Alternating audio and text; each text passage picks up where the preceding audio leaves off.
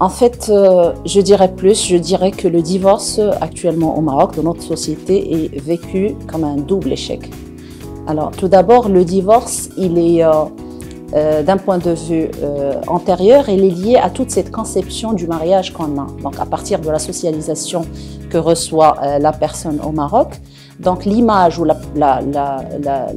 perception, la conception du mariage est une conception idéalisée. Donc, le mariage et dans le parcours personnel est une étape importante. Donc, on est socialisé de telle sorte que la meilleure des choses, c'est qu'on étudie, on travaille, on se marie, on ait des enfants et on vit très heureux. Donc déjà, cette conception met la personne devant un idéal. S'il est rompu, donc elle est face à un échec, elle est face à une frustration. Deuxième chose, c'est qu'après le divorce, et ça les études l'ont montré, c'est que l'après-divorce est vécu très difficilement par la personne divorcée, surtout la femme divorcée, mais aussi l'homme divorcé. Donc, le fait que le statut de personne divorcée n'est pas un statut socialement reconnu, donc on doit être marié. Si on est divorcé, c'est comme si on est à la marge de la société.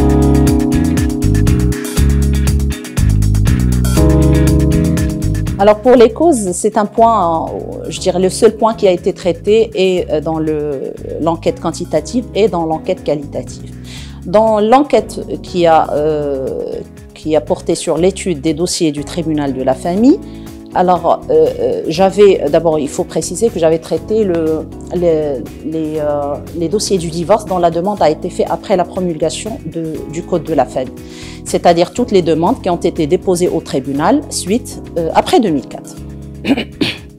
Alors ces dossiers variaient en fait selon le mariage. Est-ce que les personnes se sont mariées avant 2004 ou après 2004? Donc, et les causes varient en fonction de cela. Lorsqu'on a croisé avec l'année de la demande du divorce, on a vu que les causes sont différentes. Les causes qui ont été signalées devant le juge dans le mariage des personnes étaient avant 2004, c'était les causes ordinaires, telles ordinaires et aussi précises, parce qu'on va voir qu'après, elles ne sont pas aussi précises que ça. Donc, c'était défaut d'entretien, préjudice, absence du foyer conjugal, sortie de l'épouse sans permission, etc., etc. Mais on a constaté qu'après, pour les mariages qui ont eu lieu après la Moudawana, il y a un certain changement et on va plus vers la mésentente. Donc, on a plus tendance à ne pas dévoiler les raisons devant le juge, puisque de toutes les façons, on va avoir le divorce. Parce que ce qui se passait avant, c'est qu'avant le code, c'était difficile d'avoir le divorce si on ne prouve pas, si on ne justifie pas les raisons. Alors qu'après l'instauration des deux nouveaux types de divorce, qui sont le divorce pour discorde et le divorce par consentement mutuel, donc les procédures sont plus faciles. Ça a résolu énormément de problèmes parce qu'avant, des personnes voulaient divorcer, ne pouvaient pas divorcer. Alors actuellement, leur problème n'est plus là, mais on constate qu'il y a une tendance, et d'ailleurs les chiffres le montrent aussi dans l'étude que j'avais menée, c'est que depuis 2004, donc il y a une augmentation exponentielle du divorce pour discorde par rapport aux autres types du divorce judiciaire, et il y a également une augmentation exponentielle du divorce par consentement mutuel en comparaison avec les autres types du divorce sous contrôle judiciaire. L'évolution, vous voyez, le divorce déjà, il s'inscrit dans cette mouvance, dans ce changement que connaît la famille, les changements que connaît la société en général et qui impactent aussi la famille forcément, tout ce qui est changement économique, tout ce qui est changement de perception et de représentation de soi. Parce que vous savez, avec la modernité, donc il y a eu la première phase où on s'intéressait à la famille, on s'épanouit, mais en donnant de l'importance à la famille. Alors actuellement, la deuxième modernité fait que la personne cherche à se satisfaire ou bien elle cherche à se prouver par le mariage, mais elle d'abord, avant le couple ou avec le couple, mais il y a cette tendance de s'affirmer, de s'émanciper à travers le couple, Ce qui n'est pas facile parce que en fait c'est vrai que c'est un changement de paradigme qui va plus vers l'individualisme, mais l'ancien modèle est toujours là. L'ancien modèle qui est traditionnel, qui fait que la société a un certain poids, qui fait qu'il y a toujours un contrôle social qui s'exerce sur la personne de la part de la société tout entière ou de la part de la famille en particulier, fait que il y a conflit, il y a une crise quelque part. On n'arrive pas encore à gérer ou bien à vivre paisiblement entre les deux modèles. Donc c'est ce qui fait que tous ces changements s'opèrent et impactent la famille et le divorce au Maroc.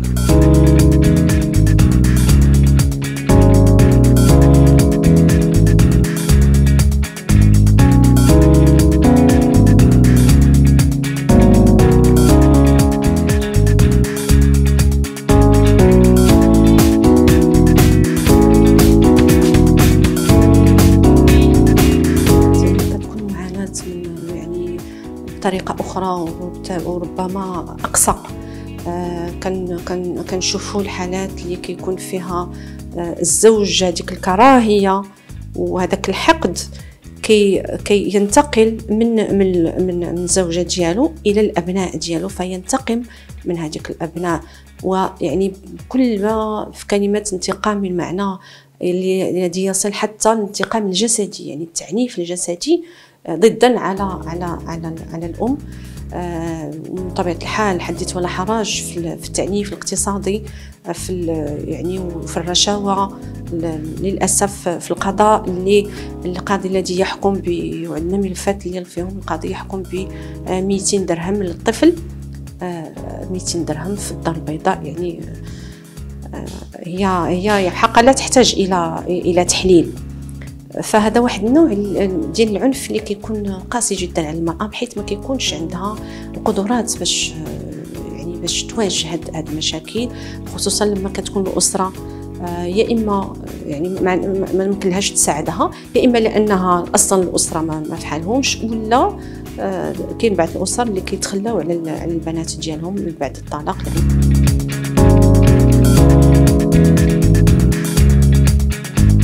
نعم، في المركز الاستماع كما ذكرت يعني المواكبه النفسيه والمواكبه القانونيه، تعريف النساء بالحقوق ديالهم وما يضمن لهم يعني النص القانوني.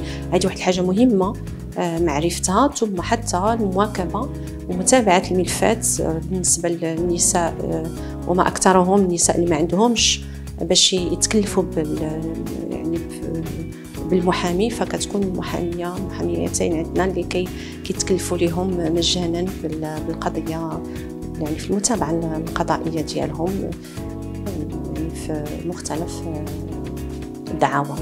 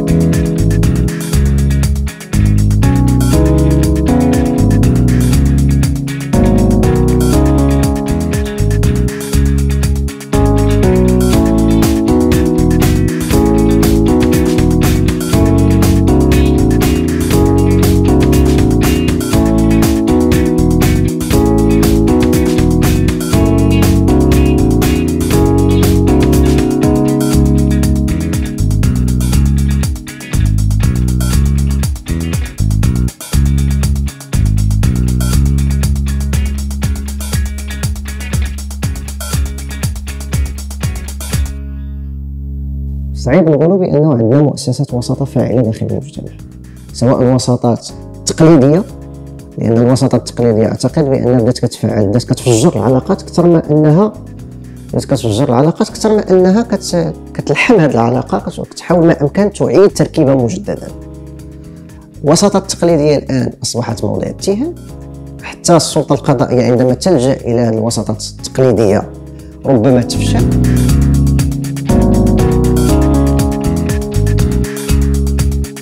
بعض النساء في المغرب غير مؤهلات لا اقتصاديا ولا اجتماعيا من أجل تدبير مرحلة ما بعد الطلاق، لأن بطبيعة الحال ما بعد مرحلة الطلاق كتوجد راسها غير مؤهلة مهنيا بأنها تحمل الأبناء ديالها وتصرف عليهم، غير مؤهلة حتى اجتماعيا باش تخرج وتؤدي وظيفتها الاجتماعية في المرافق الاجتماعية إلى غير ذلك. هذه المرأة هذه بطبيعة الحال كتكون في واحد الوضع نوعا ما متردد،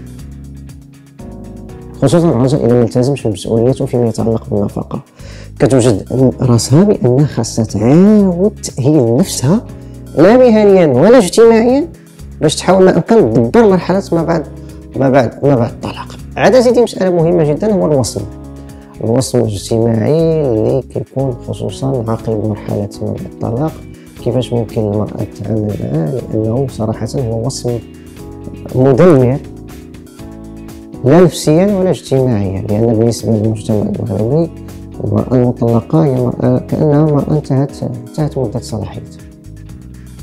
صلاحيتها، وبطبيعة الحال كتكون بطبيعة الحال كموضوع أو كفريسة بالنسبة للجميع.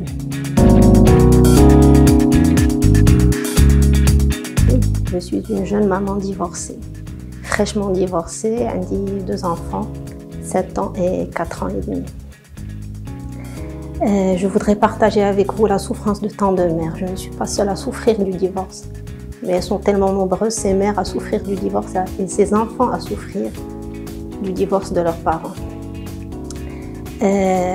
Moi, je parlerai d'un cas particulier, celui du droit de scolarité des enfants.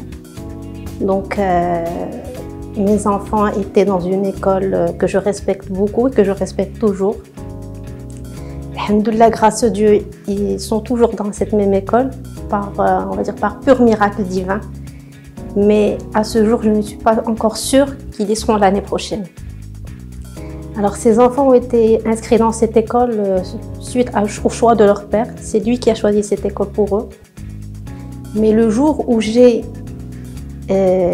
déclaré à mon ex-mari que j'allais entreprendre la démarche du divorce, depuis ce jour, il a refusé de payer les frais de scolarité de ses enfants. Et pourtant, ce sont ses enfants. Moi, je ne comprends pas comment est-ce que la loi et comment est-ce que la Moudouana ne protège pas des enfants innocents de problèmes ou bien de discorde dans une vie conjugale. Comment est-ce que la loi ne protège pas des enfants innocents de leur droit d'intégrer une vie, on va dire, scolaire et une vie sociale par la suite épanouie. Leur père a tous les moyens pour leur payer cette école. Et aujourd'hui, il se venge de moi à travers ses enfants. Donc la loi doit protéger les enfants, doit protéger les enfants de leur droit de scolarité. Je suis très émue parce que je suis une mère qui aujourd'hui peine à boucler le mois parce que je suis fonctionnaire d'État et que leur père a tous les moyens de subvenir à leurs besoins mais qu'il ne le fait pas. Parce que la pension alimentaire qui a été choisie par le juge ne répond pas à leurs besoins. Et malheureusement, il a tous les moyens pour donner et donner encore plus, mais bien sûr, il ne le fait pas. Donc c'est aux lois de changer, c'est à la Moudouana de changer pour donner justice à tant d'enfants aujourd'hui qui sont... Peut-être moi, au moins je suis fonctionnaire, j'ai des parents qui me soutiennent, j'ai une famille qui me soutient, mais il y a tant de mères qui n'ont personne et qui se retrouvent du jour au lendemain à la rue et dont les enfants ne peuvent plus poursuivre leur scolarité parce que la mère a décidé de mettre fin à la souffrance.